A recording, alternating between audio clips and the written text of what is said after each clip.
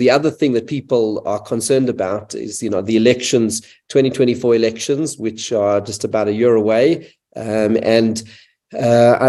think some of the feedback that I got after our first conversation in episode 1 was, this big fear of, an ANC EFF alliance in that election, and where that would, where that would take the country. So that's the feedback I received from our last conversation, and I'm just here to share the questions and things that are bothering our community. So what's your take on that fear, and how are these elections in 2024 looking? Yeah, we're far away from that still. We're a year out from or just less than that, out from the 2024 election. The most recent data continues to suggest that the ANC is flirting with the 50% figure. So my call is that if an election were held today, the ANC on its own would be just over 50%. A few people who hear that say, well, that surprises them with load shedding and all the rest. One of my answers to that is, when I started my career, they were at 70. And being at 50 is a hell of a steep fall. In urban areas, the ANC is polling at only 30%. So it's lost the urban aspirant middle class, perhaps permanently. And its 50% is essentially a function of an aging rural demographic that keeps it in power. But that demographic will erode over time at a combination of the country's mortality and urbanization rates. So that's not enough to keep the ANC in power. So in the fullness of time, ANC loses an election. It just may not be the next election. Even if the ANC is slightly below 50%, it's got enough friends and allies and proxies that it can call upon, short of the EFF, to get itself back over the 50% level again. Even if it makes the deal with the EFF, it's a very risky moment that, if handled incorrectly, could send the country into failed state status. That's true. However, for that to happen, the ANC and EFF, in their 5 years together in partnership ahead of the next election, would need to ensure that we never reach the next election. Because if we did, the consequences just of the sentiment shift on South Africa following that alliance, given the mad policy proposals of the EFF and its ANC and its allies in the ANC, which isn't the whole of the ANC, would be sufficient to so depress living standards in South Africa, a relationship we understand very well, how living standards inform voter behavior, that over that 5-year interval, exacerbated by the aging rural demographic, combined ANC-EFF support should fall to well below 50%, and they are both removed in the election of 2029. It is more likely, stripping hope and fear out of it, that happens, they collectively lose in 29, than that they prevail to destroy the country's democracy and we don't go to another election, we become a failed state. And the reason for that is that what they have to do to achieve that is they have to erode the constitutional edifice, freedom of speech, the rule of law, property rights, fiscal prudence.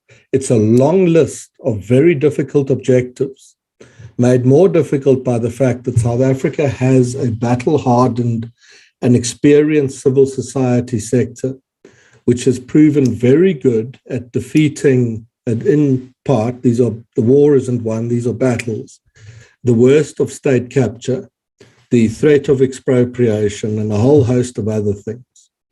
And if you just asked me on the cold sort of rationality of it, ANC-EFF versus the Constitution, backed up by South Africa's civil society, I'd say if that civil society is well-resourced, it will win in the end.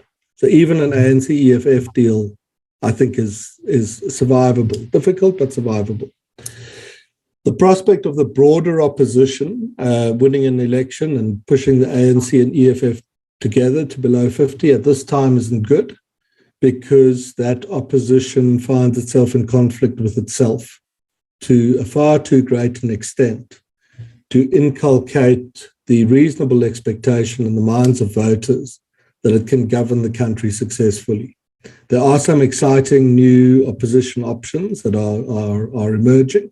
They may begin to help to change that. But at this time, no, it doesn't look like the broader opposition can win. Outside of 3 provinces, the Western Cape firmly in opposition hands, but watch that one closely. 19% of the population of the Western Cape is white, 50% is coloured, 30% is black. It will be very difficult for the DA to hold the Western Cape if the coloured vote in the Western Cape splits. Now, the coloured vote is always split between the ANC and the DA in the Cape. But we now have newcomers, such as Gayton McKenzie, who I think people look at and consider his history and so time in prison and so on, and write him off. And that's a mistake, because I think he's a very capable, potentially very capable political operator and actor. So watch what happens in the Western Cape. In Natal, we see the ANC falling far below 50%, and we see a clear surge for the IFP, borne out by some by-election results, the recent ones, which were stunning for the IFP. Also see Mackenzie, by the way, in coloured communities in the Eastern Cape and the Western Cape, securing stunning results for his PA party against the DA. Third one to watch is Gauteng, ANC well below 50 again. The question there is, does the ANC and the EFF collectively have a majority in Gauteng? That changes from poll to poll. It's on a knife edge.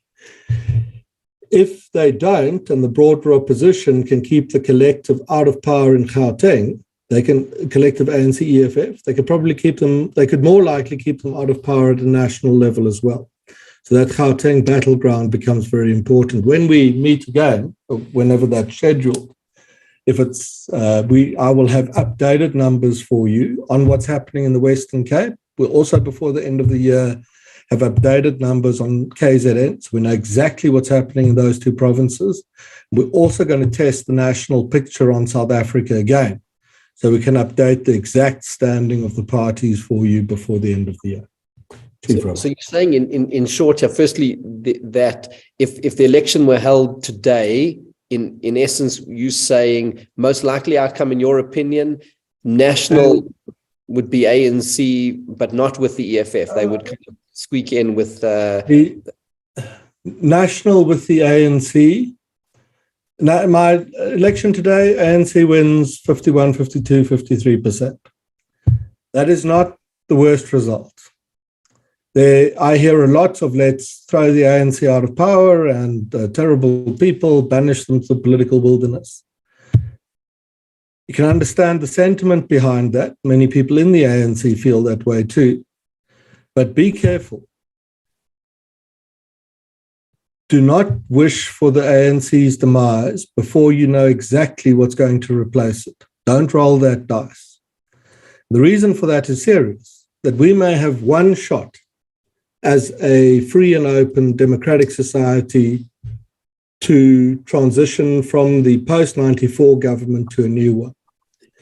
If the coalition in government is chaotic and shambolic and disappoints people, that may be more than a disappointment just in the coalition, but may increase or raise to a dangerous extent doubts in the merits of democracy itself.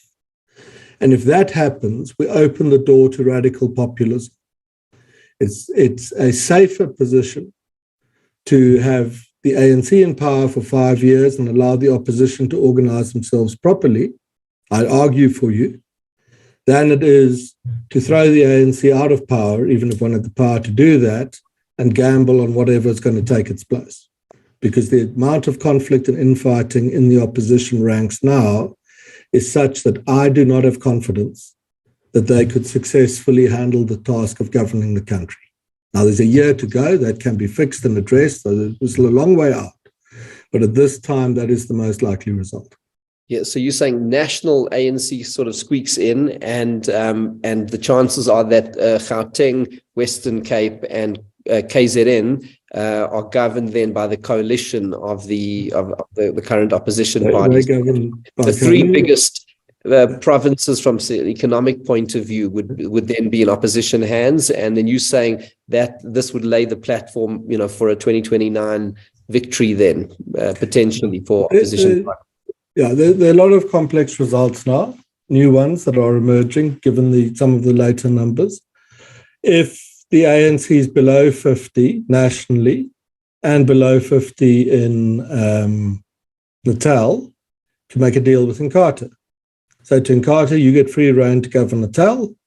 You do a confidence and support agreement with us, which is a confidence and support agreement is an important concept for South Africans to begin to understand. You don't have to go into alliance with another party to put it in government as a coalition. Confidence and support agreement is a halfway point where you say you will oppose any motions of no confidence in the ANC's government, just for the sake of stability, and you will support it in getting the budget through so that the country can be governed. So let's say ANC below 50 nationally, and in Natal, you give Natal to the IFP, and the IFP puts the ANC back in at a national level. Let's say ANC below 50 nationally, just below 50, and below in KZN and Gauteng. A similar kind of deal can be. I'm just using the example of Inkatha this evening. It's not that it will necessarily happen. Inkatha and some smaller proxies put the ANC back into power in Gauteng and back into power at a national level. The real kind of shake-up happens if Gayton Mackenzie takes the DA to below 50% in the Western Cape. Then the DA needs the Freedom Front to form a government in the Western Cape, failing which Mackenzie and the ANC can get into power in the Western Cape. And then that just changes the outlook completely for the country, and do similar deals around national government with other ANC proxy or smaller parties that lean ANC, and do the same in Gauteng. The point of you're not going to follow all of that because it's complex. The point I'm making is that there are a myriad of options at this time, and they're going to be the number of options is going to increase over the next over the period until the election next year, and the short of an ANC majority, it's not infinite, but there are going to be a wide range of mathematical formulations that can put a government into power. And a point that we've made as SRF to some of the politicians are the people that govern the future South Africa and its provinces aren't necessarily going to be the biggest parties. They're going to be the best deal makers. And political deal making and building alliances around deals is going to be one of the key skills that determines whether you're in government, whether you're not. And when you say deal making, I mean, this is, I suppose coalition, or let's say proportional representation systems, that's really what it looks like. I mean, we need to look no further than, say, Israel, for example. It's cobbling together coalitions at every level. Yeah, why did Netanyahu win? Because he built better and more creative deals on the right than his opponents could on the left. Same reasoning and rules are going to apply here evermore. But between now and the elections, this is all if the elections were held today, are there any sort of X factors that could happen that would throw the thing up? How does the ANC lose terribly? These things happen. Mr. Ramaphosa goes. His national popularity is way down, but he's strongly popular amongst ANC voters. Load shedding gets a lot worse ahead of the election. Gets truly terrible. And the broader opposition, the third factor, work together really efficiently. If those three things happen, the broader coalition is working together brilliantly, wherever it governs, no more squabbling. And Mr. Ramaphosa is gone, and load shedding is at stage a lot. ANC can lose the election by a landslide, opposition come to power. But at this time, the broader coalition are squabbling, load shedding is diminishing, and Mr. Ramaphosa is going to stick around for the election. But these are all factors that, just think when we last spoke, many people viewing this were very pessimistic on load shedding. It's now better. 3 months' time when we speak, some of these factors will have rearranged themselves again.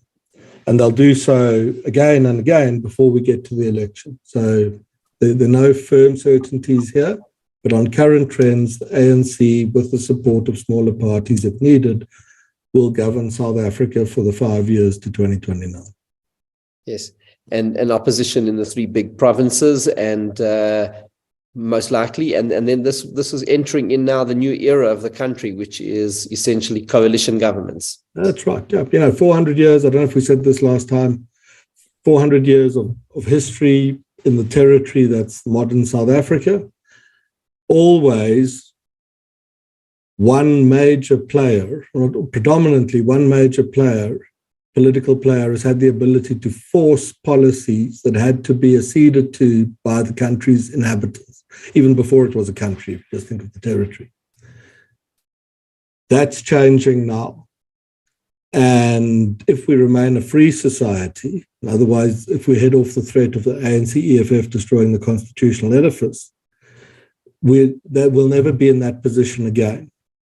And way out into let's go a decade out into the future, our biggest political parties are going to have just over a third of the vote, likely a kind of national Africanist rural party.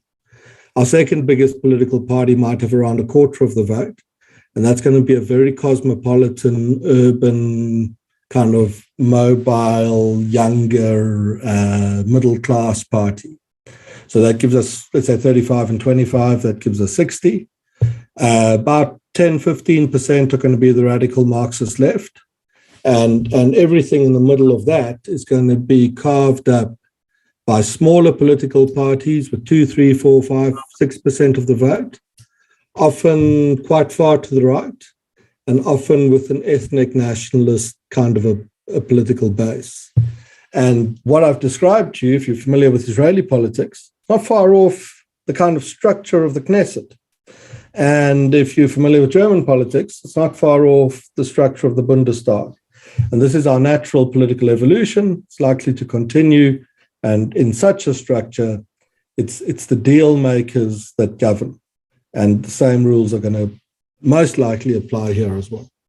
Hey, Frans, I want to just thank you for all the time that you've given today. And I think, it's so important for us to continue these conversations every few weeks or months, just to touch base, get a rational perspective on what's going on. And I think it's important to speak out all of the concerns. That's what I've been trying to do this evening, share the concerns of where the community is. And I'm so grateful to you and our community is for the work that you're doing and the work that the SRF is doing to bring, rational context to things that are happening in South Africa.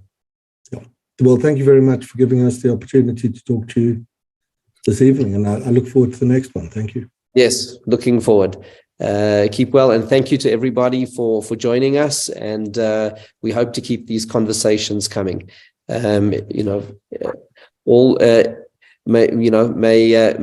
Hashem bless us all. Ultimately, we're wherever a human being is in the world, we're in God's hands, and we as human beings, as Jews, member of the Jewish community, we continue to daven, which we do for ourselves, for our community, for our country, for the world. That's really part of our hopes and our prayers for one another and for all of humanity as we go on these journeys together. So thank you so much for joining us.